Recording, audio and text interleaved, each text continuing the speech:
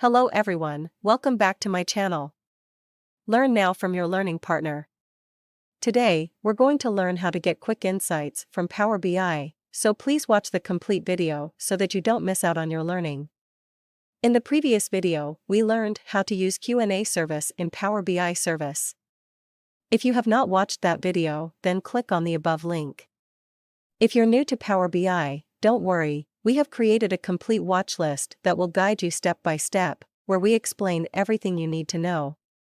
Today's video, where we'll be learning how to get quick insights from Power BI services. Quick Insights is a powerful tool that allows you to automatically analyze your data and generate interactive visuals to help you discover hidden patterns and trends. So, let's get started. In order to get access to Quick Insights, we need to be in our workspace. Quick Insights are performed on data sets, so we're going to go to the More Options button for the test data set. And you can click on Get Quick Insights. It'll have a pop-up box in the upper right-hand corner letting you know that it's getting them. And when they're ready, you can go back to your data set and click on View Insights.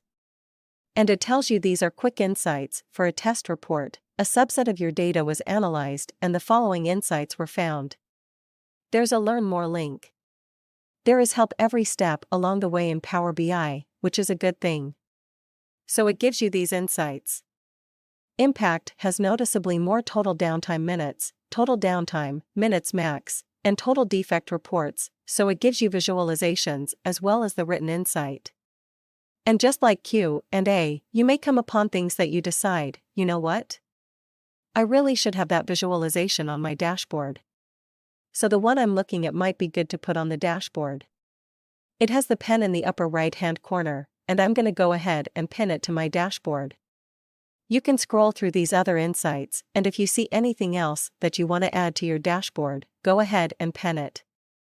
And then I'm just going to go back to my dashboard again.